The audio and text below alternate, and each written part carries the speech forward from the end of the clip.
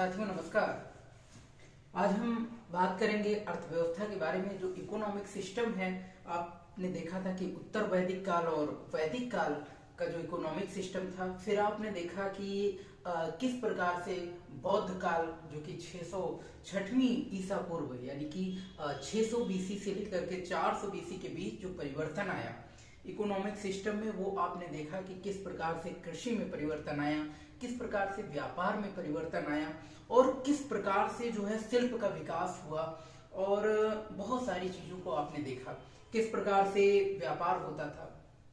तो इन सब चीजों के बारे में आपने विस्तार से देखा था। आज हम उसी के क्रम में आगे बढ़ते हुए आज हम बात करने वाले हैं मौर्य काल के बारे में। यानी कि मौर्यों के समय मौर्य काल जब चालू हुआ तो मौर्य काल में अर्थव्यवस्था यानी कि इकोनॉमिक सिस्टम कैसा रहा। इकोनॉमिक सिस्टम के बारे में आज हम समझने की कोशिश करेंगे। इकोनॉमिक सिस्टम यानी कि मौर्य काल जो कि 400 बीसी से 200 बीसी के बीच में, यानी कि 400 ईसा पूर्व से 200 ईसा पूर्व के बीच में जब मौर्य काल आया तो उसमें किस प्रकार से इकोनॉमिक सिस्टम में परिवर्तन आया। यानी कि बौद्ध काल से आगे चल करके जब हम मौर्य काल में आते हैं तो देखते हैं कुछ ऐसे परिवर्तन जो कि कृषि अर्थव्यवस्था और तुम्हारा जो द्वितीय नगरीकरण था, जो बौद्ध काल में आपने देखा था द्वितीय नगरीकरण यानी कि 6 महानगर, उसका और भी विस्तार हुआ और ज्यादा विस्तार हुआ। यानी कि कृषि अर्थव्यवस्था और यूं कहे कि जो कृषि अर्थव्यवस्था थी और द्वितीय नगरीकरण था, उसका मुख्य रूप से यानी कि प्रमुख रूप से विकास हुआ। एक चीज और देखने को मिलता है जो अन्य कालों से अलग करता है, वो थी इकोनॉमिक सिस्टम को यानी कि अर्थव्यवस्था को राज्य की भागीदारी मिलती है। किसकी भागीदारी मिलती है? राज्य की भागीदारी मिलती है। यानी कि राज्य सहयोग देता है इकोनॉमिक सिस्टम को आगे बढ़ाने के लिए। ये चीज देखने को मिलता है जो कि अन्य कालों में नहीं था। चाहे वो वैदिक काल हो चाहे वो बुद्ध काल हो, उन दोनों कालों में ये नहीं मिलता है कि वहां पर राज्य सहयोग दे रहा हो इकोनॉमिक सिस्टम को बढ़ावा देने के लिए। लेकिन धीरे धीरे परिवर्तन आता है और ये देखने को मिलता है कि राज्य इस प्रकार से भागीदारी करता है कि देखता है वो कृषि भी करवाता है, वो खेती भी करवाता है, उसकी एक अलग भूमि भी होती है। राज्य और व्यापार में चाहे वो आयात में हो, जो वस्तुएं राज्य के द्वारा जो वस्तुएं आयात हो रही थी विदेशों में और जो निर्यात हो रही थी उन पर कुछ कर लगाते हैं और बहुत सारे परिवर्तन देखने को मिलते हैं। चाहे वो कृषि के क्षेत्र में हो, चाहे वो व्यापार के क्षेत्र में हो, चाहे वो निर्माण के क्षेत्र में हो या शिल्प के क्षेत्र में। और मुद्रा का जो प्रचलन था, नियमित मुद्रा का जो प्रचलन चालू हुआ था, उससे भी काफी परिवर्तन देखने को मिलता है। उसमें पड़ यानी कि कर्जा पर कुछ चांदी के सिक्के और सोने के सिक्के जिनका जो है प्रचलन में आए। तो इन सब चीजों को महाजनी व्यवस्था को समझने का प्रयास करेंगे। किस प्रकार से वो ब्याज निर्धारित करता है एक निश्चित मूल्य पर, यानी कि वस्तु जो होती है वस्तु का एक निश्चित ब्याज निर्धारित करता है। यानी कि कृषि के द्वारा जो उपज होती है उस पर भी कर लगाए जाते हैं। तो राज्य कई चीजों का कर भी लगाता है कि इस प्रकार से आय का मुख्य स्रोत जो होता है कृषि होता है। तो ये सारी चीजें हम विस्तार से पढ़ने वाले हैं। यानी कि मौर्य काल में अर्थव्यवस्था देखने को मिलती है। यहाँ तक कि ये भी देखने को मिलता है जो मार्ग होते हैं, जिन मार्गों से व्यापार होता है, यानी कि मध्य एशिया से पश्चिम एशिया के बीच जो प्रमुख व्यापारिक मार्ग होते हैं, यानी कि जो प्रमुख व्यापारिक मार्ग होते हैं उन पर भी राज्य का नियंत्रण होता है। व्यापारिक मार्ग होते हैं उन पर भी राज्य का नियंत्रण देखने को मिलता है। तो इस प्रकार से राज्य की भागीदारी काफी ज्यादा बढ़ जाती है। तो ये जो है इस प्रकार से हम कह सकते हैं कि मौर्य काल में जो अर्थव्यवस्था थी उसमें कहीं ना कहीं ये सिस्टम हर काल से अलग करता है कि इसमें राज्य की भागीदारी आपको हर कारक में दिखती है। चाहे वो कृषि व्यवस्था हो, चाहे वो वाणिज्य व्यवस्था हो, व्यापार व्यवस्था हो, या शिल्प व्यवस्था हो, या मुद्रा व्यवस्था हो, तो आज हम सारी व्यवस्थाओं के बारे में पढ़ेंगे। तो आज हम चलिए बात करते हैं कृषि व्यवस्था के बारे में। किस प्रकार से कृषि व्यवस्था वहां की थी, और कृषि व्यवस्था में जो है इकोनॉमिक सिस्टम देखने को मिलता है। कैसा इकोनॉमिक सिस्टम वहां पर था, कृषि व्यवस्था में कैसा इकोनॉमिक सिस्टम वहां पर था। तो कृषि व्यवस्था में हम सबसे पहले भूमि के बारे में बात करते हैं। वहां की कृषि व्यवस्था में जो भूमि थी वो दो भागों में बटी हुई थी। भूमि जो थी वो दो भागों में बटी हुई थी। जैसा कि आप बताया गया कि इकोनॉमिक सिस्टम को बढ़ावा देने के लिए राज्य सहयोग कर रहा था, तो उसमें दो प्रकार से भूमि बटी हुई थी। एक भूमि थी जो कि राज्य जिस पर खेती कर रहा था, राज्य स्वयं खेती कर रहा था, स्वयं खेती करवा रहा था, तो वो भूमि। और दूसरी भूमि थी जिस पर कृषक का अधिकार था, यानी कि कृषक जिस पर खेती कर रहे थे। तो इस प्रकार से भूमि का बंटवारा था। भूमि देखने को मिलता है कि इस प्रकार से भूमि का बंटवारा होता है। साथियों, अगर हम कृषि व्यवस्था में देखें तो सबसे पहले हम देखेंगे कि कृषि में किस प्रकार से योगदान रहा राज्य का। हम देखते हैं कि कृषि के क्षेत्र में सबसे ज्यादा जो प्रमुख योगदान मिलता है वो मिलता है लौह उपकरण की। जो लौह उपकरण थे वो अत्यधिक मात्रा में बनाए जाते हैं। और जैसा कि बताया भी गया था कि बौद्ध काल में भी बताया गया कि इसमें निरंतर वृद्धि होती चली आती है। तो धीरे धीरे करके जब मौर्य काल में आते हैं तो और भी उपकरण देखने को मिलते हैं। और जैसा कि एक मुख्य उदाहरण था जो कि अतरंजी खेड़ा था। कौन सा? अतरंजी खेड़ा। एक ऐसा स्थल जहां से काफी ज्यादा मात्रा में जो है कृषि उपकरण जो कि खोजने पर मिले, यानी कि जिससे ये स्पष्ट होता है कि कृषि के क्षेत्र में राज्य का अत्यधिक योगदान था। अगर हम फसलों की बात करें तो फसलों में हम देखते हैं कि कई प्रकार की फसलें जो है देखने को मिलती है। फसलों में जैसे कि गेहूं, चावल, जौ, जैसा कि बुद्ध काल में भी आ गया था कि 6वीं शताब्दी में चावल की खेती होने लगी थी, धान की खेती होने लगी थी। और फिर यहाँ पर फसलों में और भी देखने को मिलता है कि यहाँ पर विभिन्न प्रकार की दालों का भी मिलती है, देखने को मिलता है। विभिन्न प्रकार की दालें, विभिन्न प्रकार की दालें, इनका भी उत्पादन होना शुरू हो गया। और दूसरी चीज इसमें मिलता है कपास। क्या? कपास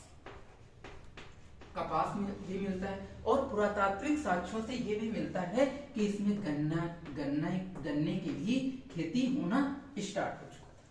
तो इस प्रकार से देखने को मिलता है कि राज्य जो है बेहतर से बेहतर कार्य कर रहा था कृषि को बढ़ावा देने के लिए। साथियों, कृषि के साथ साथ वो सिंचाई पर भी ध्यान दे रहा था। राज्य जो है कि सिंचाई पर भी ध्यान दे रहा था। इसी क्रम में हम ये भी देखते हैं कि उस समय चंद्रगुप्त मौर्य का जो राज्य अधिकारी था, यानी कि चंद्रगुप्त मौर्य का एक राज्य अधिकारी, वो क्या करता है? सुदर्शन झील का निर्माण करता है। तो ये सारी चीजें हम देखते हैं। वो जो है पुष्पगुप्त जो कि सुदर्शन झील का निर्माण करता है। पुष्पगुप्त नाम का अधिकारी चंद्रगुप्त के दरबार में था, वो जो है सुदर्शन झील का निर्माण करता है।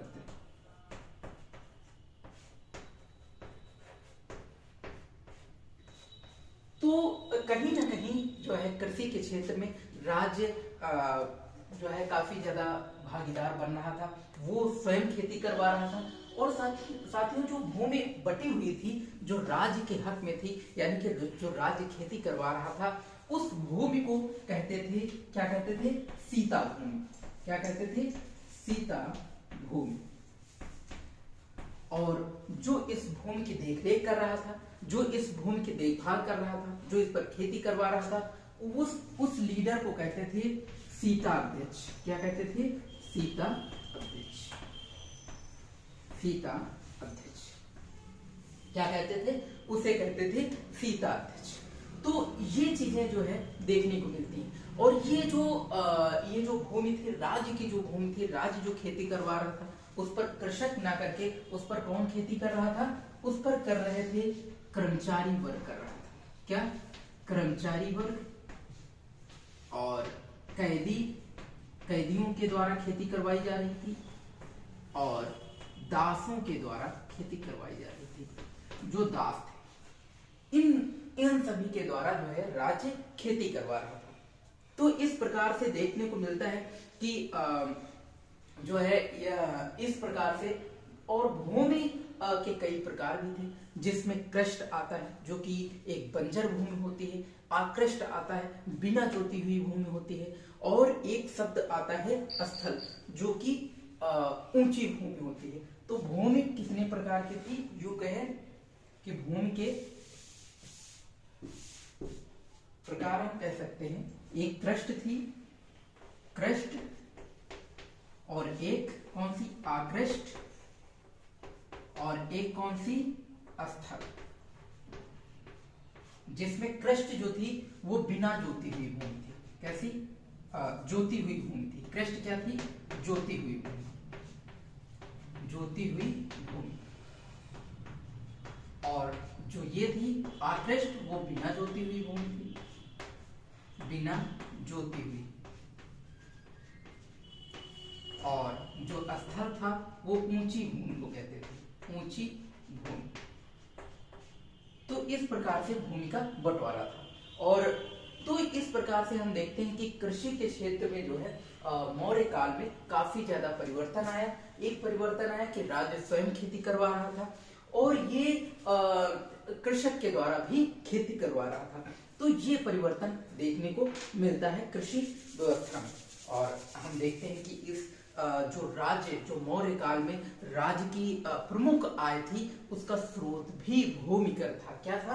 भूमिकर। यानी कि यूं कहें कि जो भूमि थी, इस पर एक कर लगता था, वो क्या कहलाता था? भूमिकर।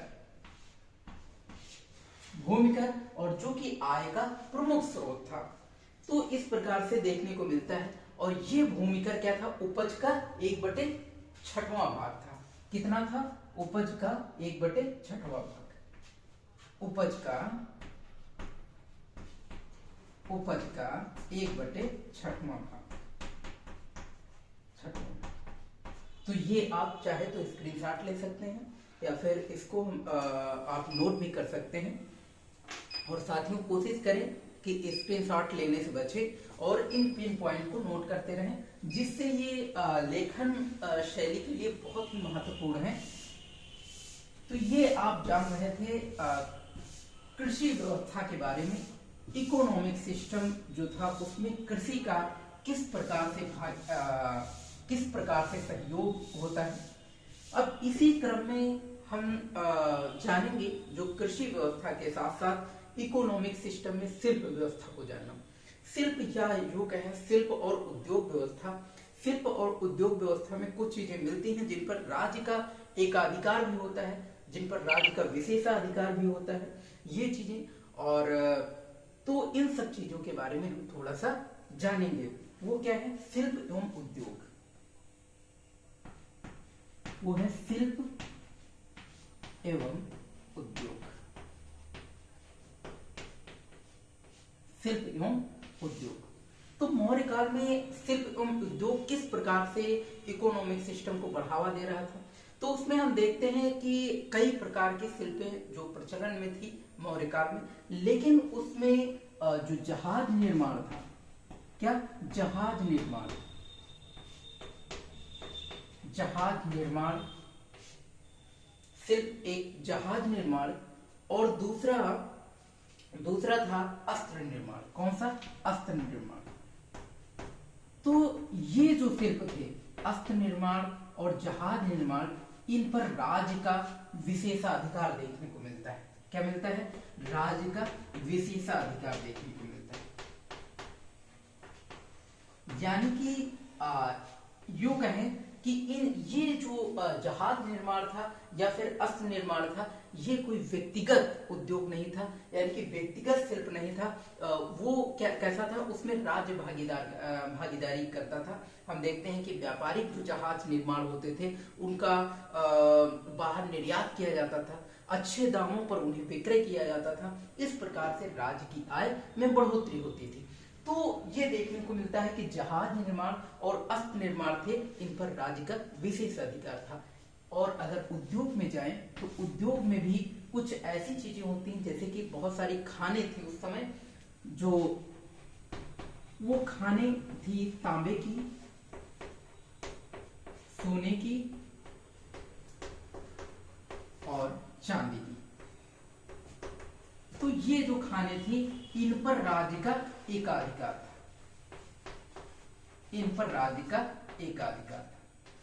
तो ये जो है जो खाने थी तांबे की हो, चाहे वो सोने की हो, चाहे वो चांदी की थी, यानी कि यूं कहें कि धातुएं जो थी जो खनन के माध्यम से निकाली जा रही थी, उन पर भी राज्य का एकाधिकार था। यानी कि कोई व्यक्ति खुद जो है उस पर अपना हक जता नहीं सकता था, वो राज्य उसका मूल्य निर्धारित करता था। और वो जब आयात की जाती थी, वो जब निर्यात की जाती थी, तो अपनी आवश्यकता अनुसार राज्य उनका उपयोग करता था या उपभोग करता था। तो ये सारी चीजें जो है अर्थव्यवस्था के माध्यम से देखने को मिलती है। और भी अगर हम जाएं तो देखेंगे कि मगध जो एक ऐसा राज्य है जिसमें लौह उत्पादन होता था, यानी कि लौह उत्पादन के लिए मगध प्रसिद्ध था। तो मगध किसके लिए था? लौह उत्पादन के लिए प्रसिद्ध था, लौह उत्पादन के लिए। लौह उत्पादन सबसे ज्यादा उस समय जो है मौर्य काल के समय लौह उत्पादन सबसे ज्यादा जो है प्रसिद्ध था। अगर हम अर्थव्यवस्था के 3 स्तंभों की बात करें तो स्तंभ में कौन से? पशुपालन, कृषि पशुपालन और उद्योग, और हम कह सकते हैं वाणिज्य या व्यापार। तो 3 स्तंभ अगर कहें कि इकोनॉमिक सिस्टम के, मौर्य काल में इकोनॉमिक सिस्टम के, अर्थव्यवस्था के 3 स्तंभ कौन कौन से होते हैं, तो यूं हम कह सकते हैं कि कौन कौन से सिस्टम होते हैं। एक तो हो गया कृषि पशुपालन, और दूसरा जो है कृषि और पशुपालन, और दूसरा है वाणिज्य या व्यापार, वाणिज्य या व्यापार, और दूसरा उद्योग। तो ये जो है 3 स्तंभ हम कह सकते हैं कि मौर्य काल में तीनों स्तंभ इकोनॉमिक सिस्टम को काफी ज्यादा प्रभावित करते हैं, अर्थव्यवस्था को काफी ज्यादा प्रभावित करते हैं। यूं कहें कि एक जो कि खेती के लिए एक अदेव मात्रक एक शब्द आता है, जो कि बिना वर्षा की अच्छी खेती उस पर होती थी। तो वो भूमि जिस पर बिना वर्षा की खेती होती थी, वो भूमि क्या कहलाती थी? अदेव मात्रक। क्या कहलाती थी? अदेव मात्रक। ये आपकी जानकारी के लिए है, मैंने बता दिया कि कृषि जब व्यवस्था हम लिखेंगे तो उसमें हम लिख सकते हैं कि अदेव मात्रक एक ऐसी भूमि थी जो कि बिना वर्षा के उसमें अच्छी खेती होती थी।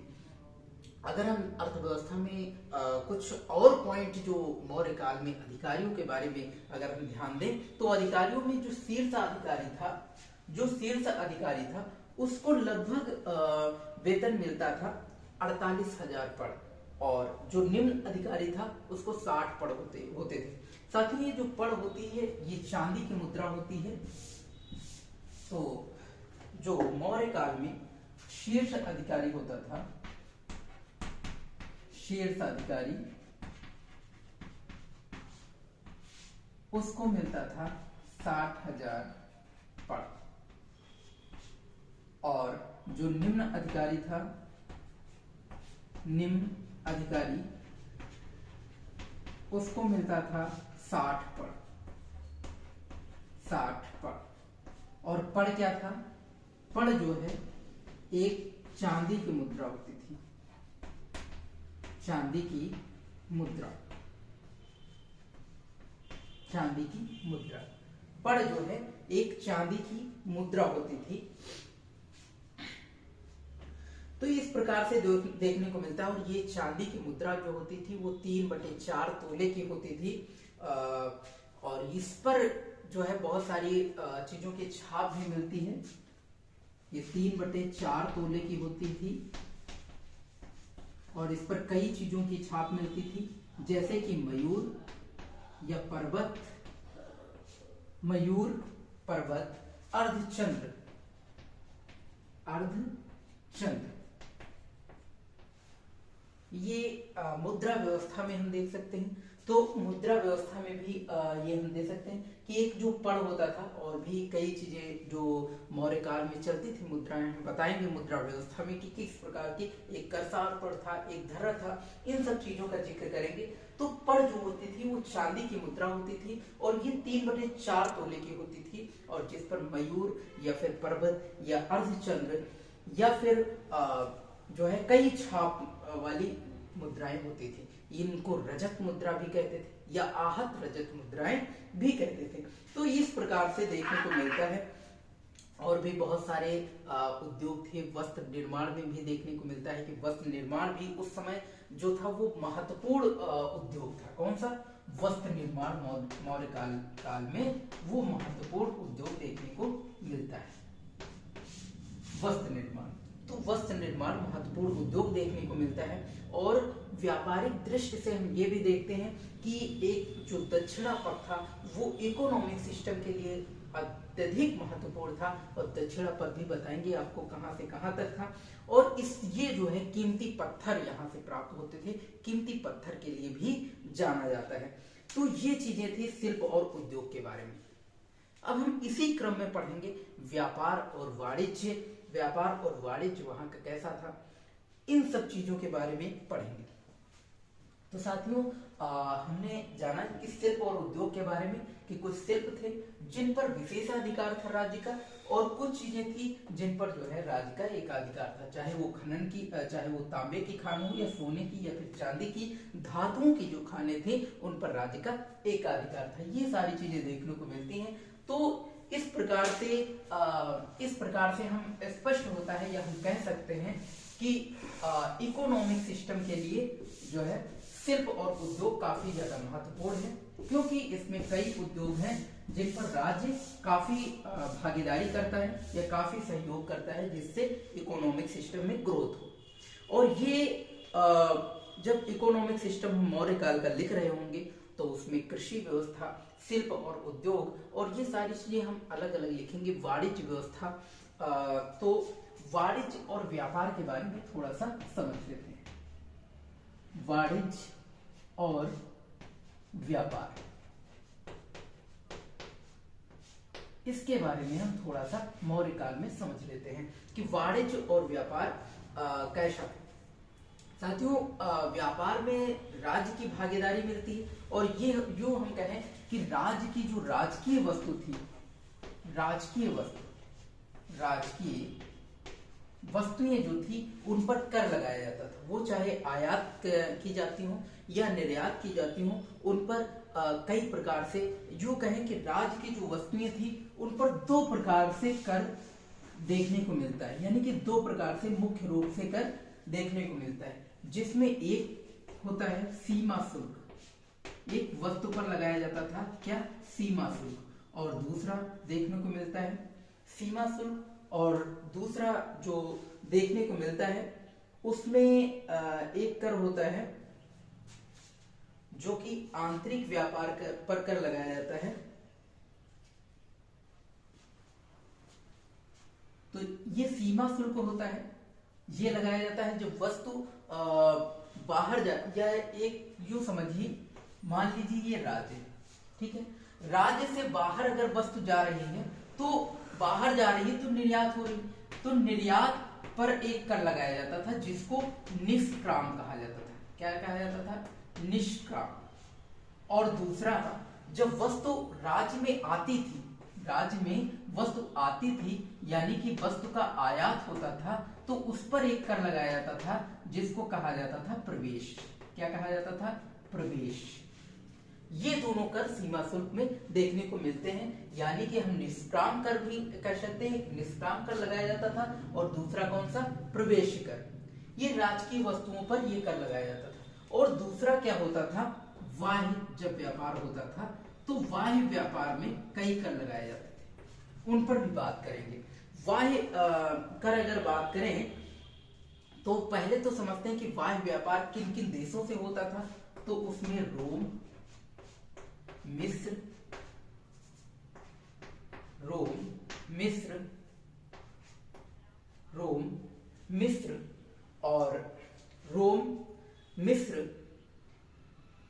और फारस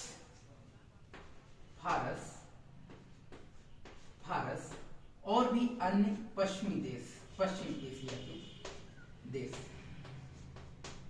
जिनसे व्यापार होता था, बाह्य व्यापार होता था। जो बाह्य व्यापार होता था वो ये सारे देश यानी कि पश्चिम रोम, फारस और मिस्र, सीरिया, ये देश थे जो जिनसे बाह्य व्यापार होता था। तो आंतरिक कर और जो आंतरिक देश थे यानी कि आंतरिक राज्य जो कहें तो आंतरिक रूप से भारत में जो राज्य थे जिनसे व्यापार देखने को मिलता है तो वो थे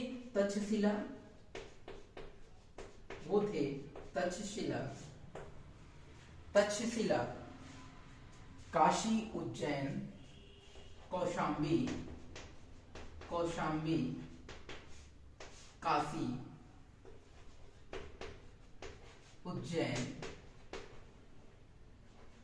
उज्जैन, ये जो देश थे, ये जो राज्य थे यानी कि देश के अंदर जो आंतरिक व्यापार हो रहा था इनसे तक्षशिला, कौशाम्बी, काशी, उज्जैन और एक तोशली नाम जो कि कलिंग की राजधानी पड़ती है, तो तोशली भी कह सकते हैं, तोशली जो कि कलिंग की राजधानी है। और ये आपने देखा था कि कलिंग पर किस प्रकार से अशोक ने दोबारा कब्जा किया था। तो ये इनसे जो है आंतरिक व्यापार देखने को मिलता है। तो ये देश थे जो कि ये जो देश थे बाह्य देश या जिनसे बाह्य व्यापार होता था, रोम, मिस्र, फारस और पश्चिम एशिया के जितने सारे देश थे उनसे देखने को मिलता है। जैसे कि इसमें ये भी कह सकते हैं कि एक तरीके से जो एक पश्चिम और पूर्वी बंदरगाह पड़ता है, भ्रग कच्छ बंदरगाह। जो वायु व्यापार होता था दो बंदरगाहों के थ्रू देखने को मिलता है। एक पश्चिमी बंदरगाह था, वो था भ्रगु कच्छ बंदरगाह। कौन सा? भ्रगु कच्छ बंदरगाह, भ्रगु कच्छ बंदरगाह। यानी कि ये हम कह सकते हैं जलीय मार्ग और स्थल मार्ग दोनों मार्गों से मौर्य काल में व्यापार होता था। तो जिसमें मिलता है पूर्वी बंदरगाह भृगु कच्छ, और जो पश्चिमी बंदरगाह है, पश्चिमी बंदरगाह यानी कि पश्चिमी बंदरगाह वो कहलाता है ताम्र लिप्त या ताम्रलिप्त बंदरगाह कह सकते हैं। तो ताम्रलिप्त बंदरगाह।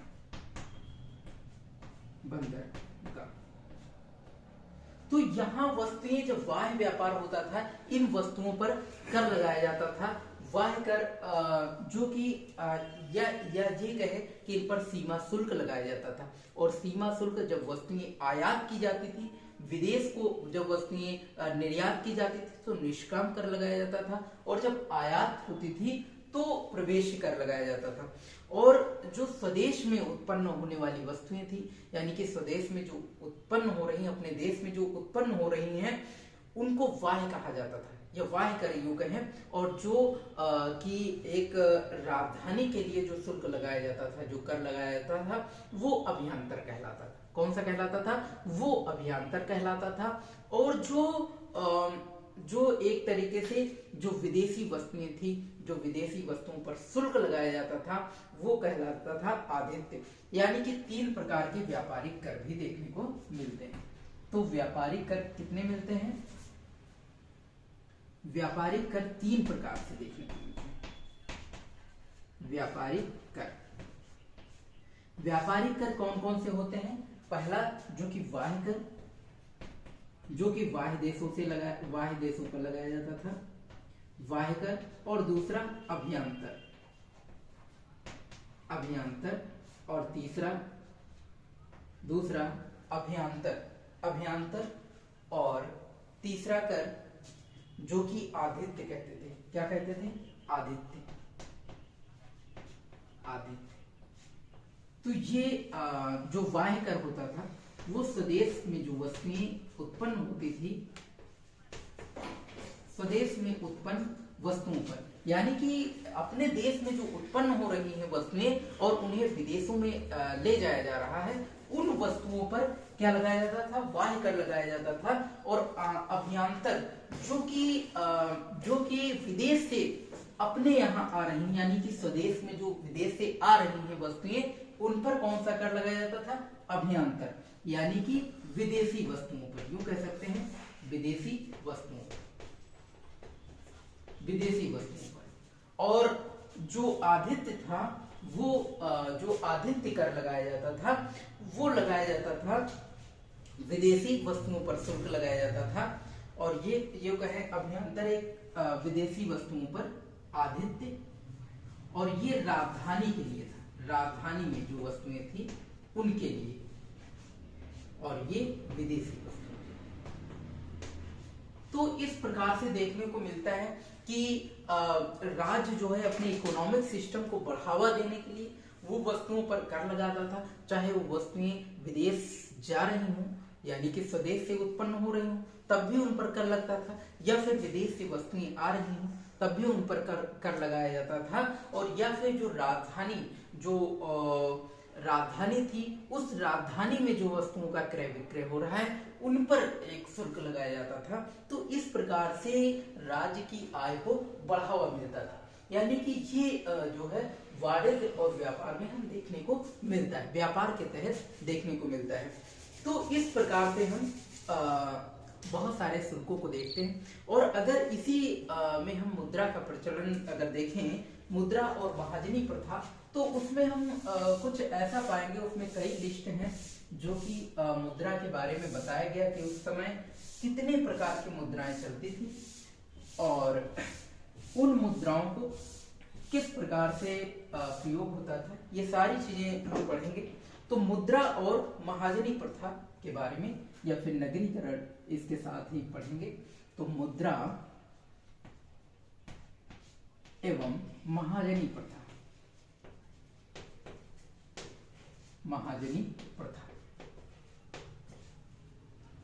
मुद्रा एवं महाजनी प्रथा के बारे में हम पढ़ेंगे। मुद्रा और महाजनी प्रथा इकोनॉमिक सिस्टम में ये देखने को मिलता है, जो मुद्रा की एक लंबी सूची मिलती है जिसमें आपने देखा जो कि एक हमने बताया पड़, उसी प्रकार से करसा पड़ चलता था। एक जो धड़ था वो भी चांदी का सिक्का था, हमने बताया 3/4 तोले का जो था वो पड़ था। हाँ, इसी प्रकार से सोने के भी सिक्के चलते थे, चाहे वो निस्क हो या फिर हम यूं कहें कि सुवर्ण भी सोने का सिक्का होता था। और तीसरा जो तांबे का सिक्का होता था जिसको कांकड़ी कहते थे या अर्ध कांकड़ी कहलाता है, और मासक भी। तो इस प्रकार से देखने को मिलता है। और राजकीय जो टकसाल होता था, यानी कि मुद्राओं को जहां छपते थे या मुद्रा जहां जारी करते थे, जो जिस अधिकारी के अंडर में वो मुद्राएं जारी होती थी उसको हम कहते थे सौवर्णिक। क्या कहते थे? सौवर्णिक कहते थे। और जो मुद्राओं का परीक्षण करता था उसे रूप दर्शक कहलाता था। तो इस प्रकार से हम देख लें। और कुछ आहत सिक्के होते थे जिन पर हमने बताया आहत सिक्के जो कई चीजों की छाप मिलती है। आहत का मतलब होता है एक आहट दे करके, जो एक छाप के माध्यम से जो मुद्राएं बनती थी वो आहत सिक्के कहलाते थे। आहत का मतलब होता है एक तरीके से चोट देना, यानी कि जो आहट के माध्यम से उसमें कई प्रकार की छाप मिलती थी, जैसे मयूर की छाप हो गई, पर्वत की छाप। तो इस प्रकार से बहुत सारी छापें मिलती थी। जो यूं कहें कि इंडिका, जो कि मैगस्थनीज के द्वारा लिखी गई एक पुस्तक है इंडिका, जिसमें हालांकि जिक्र किया गया इंडिका जो कि मैगस्थनीज के द्वारा लिखी गई जो बुक है, इसमें जिक्र किया गया कि भारतीय जो थे वो भारतीय उधार लेना नहीं जानते थे, ना तो उधार देना जानते थे। क्या? उधार लेना और देना। उधार लेना और उधार देना जानते नहीं थे। ब्याज पर वस्तुएं किस प्रकार से ब्याज लिया जाता है, ब्याज पर ऋण लिया जाता है, ये भी नहीं जानते थे। हालांकि मेगास्थनीज ने इस चीजों का जिक्र किया है, लेकिन जब हम कौटिल्य का अर्थशास्त्र देखते हैं, अर्थशास्त्र, तो उसमें मिलता है कि इन बातों का खंडन मिलता है कि भारतीय इन चीजों को जानते थे। तो ये कहीं ना कहीं वैचारिक रूप से मतभेद देखने को मिलता है। तो अगर हम मुद्राओं की बात करें तो कुछ मुद्राएं जिनका हम जिक्र कर लेते हैं, जैसे कि चांदी की और सोने के सिक्के चलते थे और तांबे के, ये जो है मौर्य काल में देखने को मिलता है। चांदी के सिक्के, सोने के सिक्के और तांबे के सिक्के, जिसमें चांदी में पड़ और कौन सा करसापड़, करसापड़ और पड़, करसापड़ और धरण एवं कर कौन सा धरण, ये सिक्के देखने को मिलते हैं। और जो सोने के सिक्के थे उसमें सुवर्ण, सुवर्ण एवं निष्क जो कि देखने को मिलता है। हालांकि निष्क जो था वो बुद्ध काल में भी जिक्र मिलता है कि ये जो है प्रचलन में आ गया था। और तांबे के कुछ सिक्के थे, तांबे के सिक्के जिनमें मिलता है कांकड़ी, कांकड़ी और अर्ध कांकड़ी और कौन सा अर्ध कांकड़ी, अर्ध कांकड़ी, कांकड़ी और अर्ध कांकड़ी, और मिलता है माशक एवं कौन सा मासक एवं मासक। ये सिक्के जो है मौर्य काल में ये सिक्के जो प्रचलन में थे। हम राजकीय मुद्रा की अगर बात करें उस समय, तो राजकीय जो मुद्रा थी मौर्य काल में, राजकीय मुद्रा, राजकीय मुद्रा, वो राजकीय मुद्रा थी पड़। कौन सी? पड़। पड़ राजकीय मुद्रा थी उस समय। तो ये चीजें देखने को मिलती हैं।